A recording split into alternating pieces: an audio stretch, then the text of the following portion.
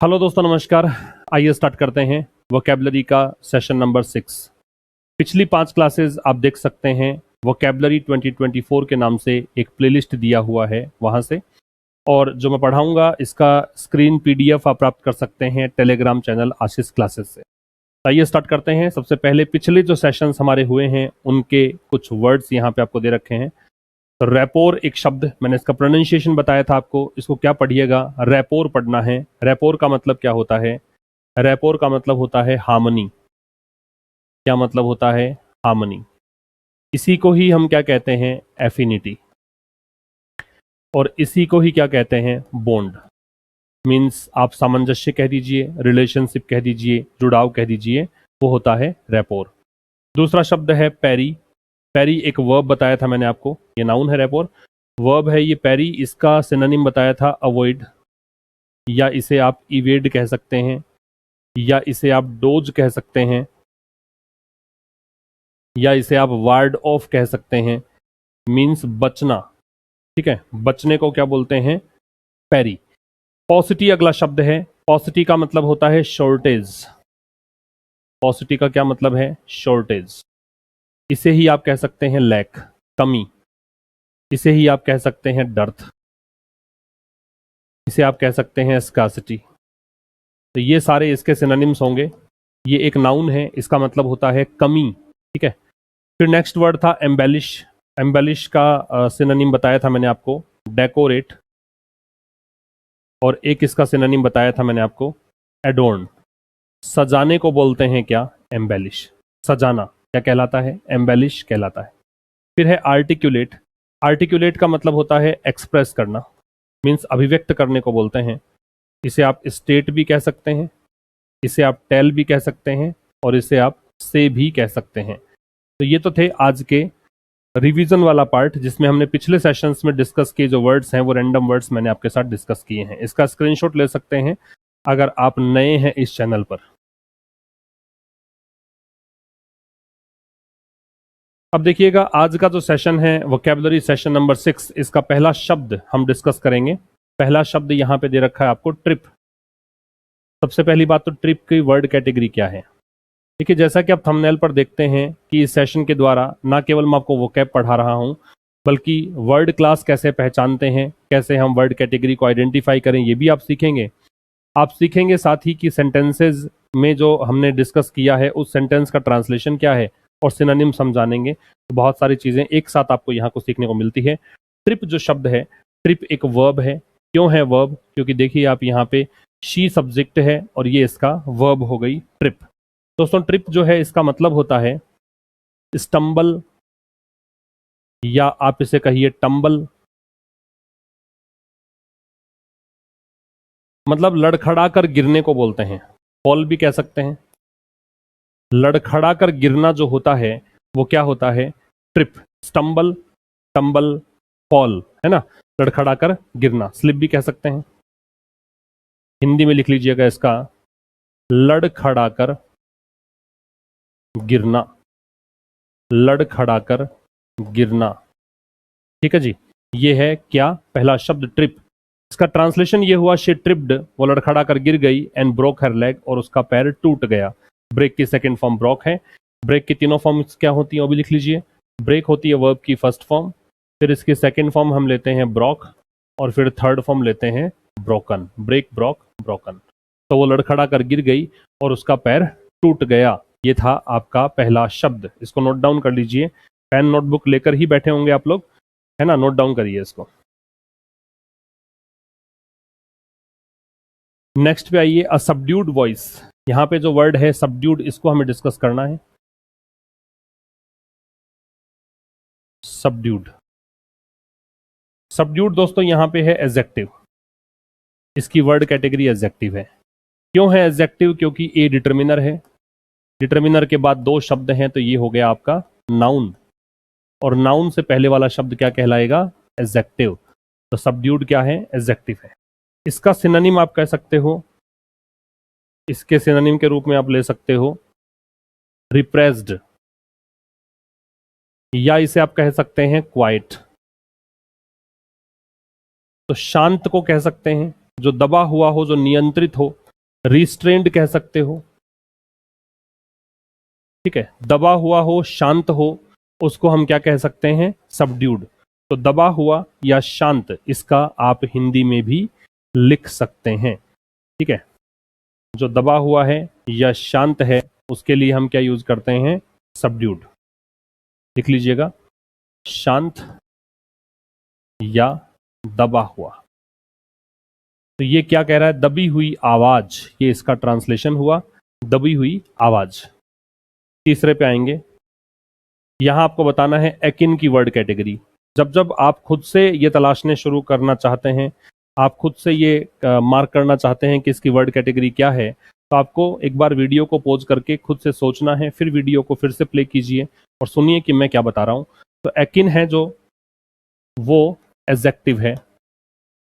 क्यों है एडजेक्टिव, क्योंकि ये इस लैंग्वेज के बारे में दे रखा है। They speak a language akin to French. Akin जो है वो लैंग्वेज के लिए दे रखा है। लैंग्वेज क्या है, नाउन है। नाउन की विशेषता बताता है, वो एडजेक्टिव होता है। एकिन का मतलब होता है सिमिलर,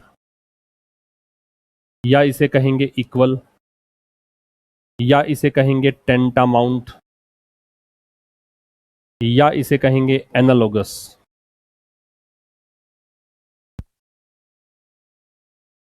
एनालोगस। तो यहां देखिएगा, ये जो वर्ड दे रखा है सिमिलर, इक्वल, टेंटामाउंट या एनालोगस, ये जो शब्द हैं इनके साथ में एक तो ये ध्यान रखिएगा, पहली बात तो इनका मतलब है समान या बराबर, और इसके साथ हम जो प्रेपोजिशन लगाते हैं वो क्या लगता है, टू लगता है, ठीक है। नोट करिए,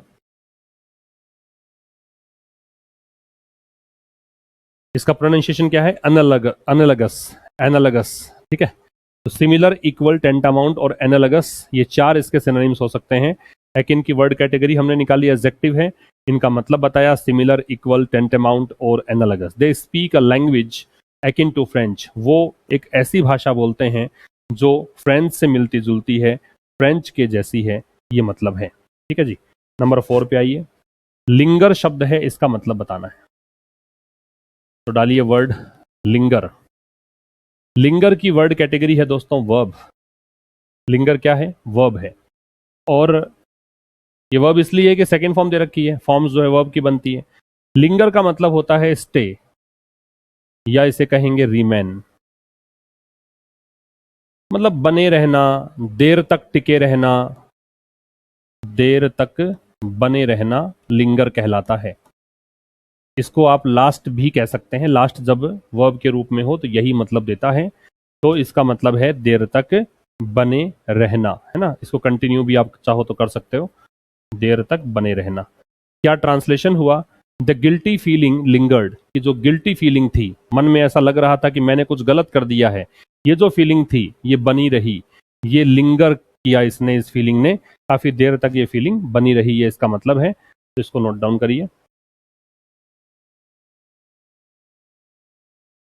ठीक है। नेक्स्ट पे आइए, इनंशिएट।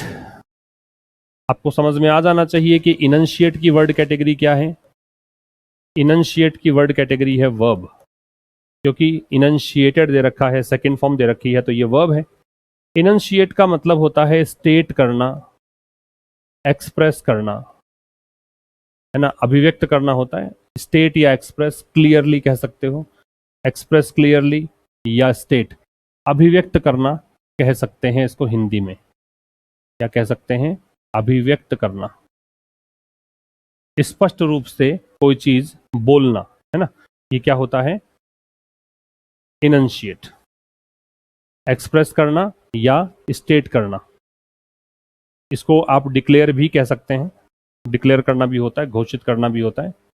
तो इसका सिनोनिम क्या क्या मतलब हुआ, इन द स्पीच, भाषण में, the leader initiated his parties proposals, leader ने अपनी पार्टी के जो प्रस्ताव थे टैक्स रिफॉर्म को लेकर, टैक्स में सुधार को लेकर, रिफॉर्म क्या होता है, सुधार, इसको लेकर जो प्रस्ताव जो थे, प्रपोजल्स जो थे, उसके बारे में इन्होंने स्टेट किया, उसके बारे में उन्होंने एक्सप्रेस किया, बताया, ये इसका मतलब है स्टेट, एक्सप्रेस क्लियरली या डिक्लेयर। नोट डाउन कर लीजिए इसको,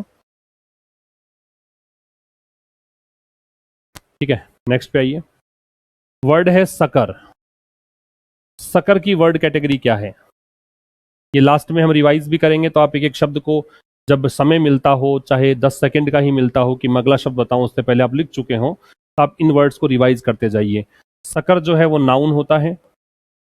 सकर क्यों है नाउन? क्योंकि देखिए, हर ऑर्गेनाइजेशन गेव, ये तो हो गया आपका सब्जेक्ट, ये हो गई आपकी वर्ब, तो ये है ऑब्जेक्ट। ऑब्जेक्ट नाउन या प्रोनाउन होता है, ये प्रोनाउन नहीं है, इसलिए इसको क्या बोलिएगा?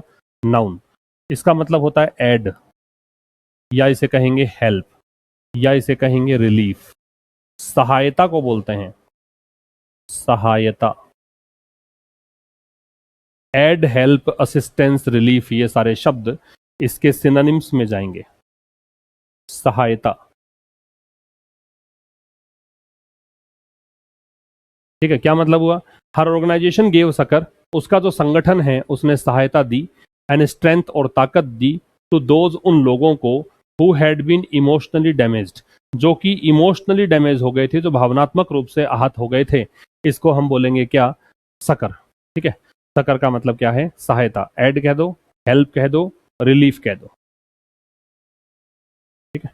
नेक्स्ट पे आइए, एब। क्या वर्ड है? एब। एब जो शब्द है ये वर्ब है। एब क्या है? वर्ब है।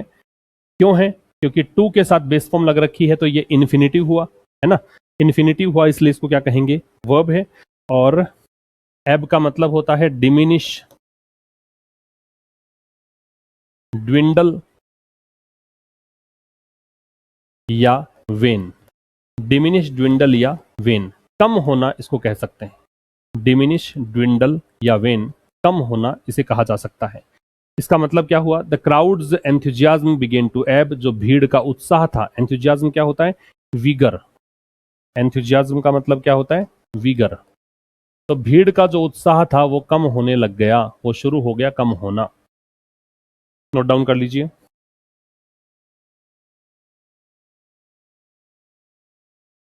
नेक्स्ट पे आइए, प्लमिटेड। प्लमिट इसको बोलते हैं। प्लमिट जो है वो वर्ब है। क्यों है वर्ब? क्योंकि यहां पे ईडी लग रखा है, सेकेंड फॉर्म लग रखी है। प्लमिट जो होता है इसका मतलब होता है नोज डाइव। प्लमिट का मतलब क्या होता है? नोज डाइव, है ना, तेजी से नीचे गिरना। प्लंज भी कह सकते हो, प्लंज भी कह सकते हो, तेजी से नीचे गिरना, तेजी से नीचे गिरना। Fall down quickly, fall down quickly इसका मतलब होगा। क्या कहना चाह रहा है? Share prices plummeted to an all time low. तो शेयर प्राइसेस हैं, शेयर की कीमतें हैं, वो ऑल टाइम लो पर पहुंच गया है, सबसे निम्नतम स्तर पर पहुंच गया है। नोट करिए इसको।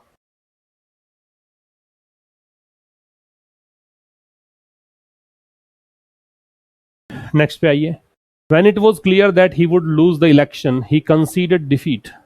कंसीड दिख गया है, वर्ब है, क्योंकि ईडी दे रखा है, सेकेंड फॉर्म दे रखी है, तो वर्ब है। कंसीड जो होता है इसका मतलब होता है एडमिट करना, मान लेना, स्वीकार करना। क्या कहोगे? स्वीकार करना। कंसीड का मतलब क्या है? एडमिट करना, एक्सेप्ट करना भी इसको आप कह सकते हैं। एडमिट करना या एक्सेप्ट करना, स्वीकार करना। When it was clear, जब ये स्पष्ट हो गया था कि that he would lose the election, कि वो इलेक्शन हार जाएगा, तो उसने क्या किया? हार को स्वीकार कर लिया, ये इसका मतलब है। तो एडमिट या एक्सेप्ट इसका सिनोनिम होगा। नोट डाउन करिए। नेक्स्ट पे आइए, William Lloyd Garrison never once faltered. Falter का बताना है, और फॉल्टर्ड में ईडी लग रखा है, तो ये भी वर्ब कही है इसको। ऐसा नहीं है कि ईडी लगते ही वर्ब बन जाती है, वो एडजेक्टिव भी हो सकता है, लेकिन फिर वो नाउन से पहले आएगा। तो फिलहाल तो ये क्या है? वर्ब ही है। फॉल्टर का मतलब है वैसिलेट, या इसे कहेंगे स्टैगर। स्टैगर कह दीजिए, वैसिलेट कह दीजिए, हिंदी में इसको कहेंगे आप लड़खड़ाना। लड़खड़ाना, है ना, इधर उधर मूव करना, स्थिर नहीं रहना, ये सब मतलब होते हैं। नोट करना है इसको। वैसिलेट कह दो, स्टैगर कह दो, ठीक है। जैसे घड़ी का पेंडुलम है, वो इधर से उधर मूव करता है, इसको वेवर भी कह सकते हैं आप। तो क्या मतलब हुआ? विलियम लॉयड गैरिसन जो है, never once faltered in his demand, वो कभी भी अस्थिर नहीं हुए, लड़खड़ाए नहीं अपने डिमांड में। That slavery be unconditionally abolished, उनकी डिमांड ये थी कि गुलामी को बिना किसी शर्त के एबोलिश किया जाना चाहिए। एबोलिश के सिनोनिम्स हम पिछले क्लासेस में देख चुके हैं। इसका रिपील हमने देखा था, रिवोक देखा था, रेसिंड देखा था, नलीफाई देखा था, रद्द करना, है ना। तो ये एबोलिश के सिनोनिम्स हैं। तो ऐसे करके देखिए वो कैब भी रिपीट होने लग जाएंगी कुछ ही दिनों में। तो ये हमने 10 वर्ड्स डिस्कस किए हैं। अब एक बार आप रिवाइज कर लीजिए। रपोर जो शब्द था वो नाउन है। हार्मनी, बॉन्ड, रिलेशनशिप इसको कह सकते हैं, है ना, वो होता है रेपोर। सामंजस्य को कह सकते हैं, एफिनिटी भी इसका सिनोनिम होता है। पैरी जो शब्द है, पैरी का मतलब अवॉइड है, डोज है, इवेड है, इलूड है, वार्ड ऑफ है, बचना होता है, वर्ब है। पॉसिटी नाउन है, स्कासिटी होता है, लैक होता है, डर्थ होता है, शॉर्टेज होता है, कमी को बोलते हैं। एम्बेलिश वर्ब है, डेकोरेट या एडोर्न होता है, सजाना है। आर्टिकुलेट वर्ब है, आर्टिकुलेट का मतलब क्या है, स्टेट करना, एक्सप्रेस करना, है ना, या टेल, से, ये सब मतलब है, अभिव्यक्त करना इसका मतलब है। फिर आज की क्लास के हमने वर्ड शुरू किए। पहला शब्द था ट्रिप। ट्रिप हमने देखा वर्ब है, इसका मतलब होता है टम्बल कह सकते हो, स्टम्बल कह सकते हो, फॉल कह सकते हो, स्लिप कह सकते हो, लड़खड़ाना। दूसरा शब्द हमने देखा सबड्यूड, जो कि एक एडजेक्टिव है। एडजेक्टिव इसलिए है कि वॉइस नाउन है, नाउन से पहले आ रहा है। सबड्यूड का मतलब रिप्रेस्ड हो सकता है, रिस्ट्रेंड हो सकता है, क्वाइट हो सकता है ना, शांत या दबा हुआ। फिर एक वर्ड है एकिन, ये एडजेक्टिव है। एकिन के सिनोनिम्स हमने देखे, टेंटामाउंट या सिमिलर या इक्वल या एनालगस। इन सब में टू लगता है, इसका मतलब एक समान या बराबर होता है। फिर वर्ड था लिंगर, ये वर्ब है। लिंगर का मतलब होता है रिमेन या स्टे या कंटिन्यू, बने रहना कह सकते हो, ठीक है।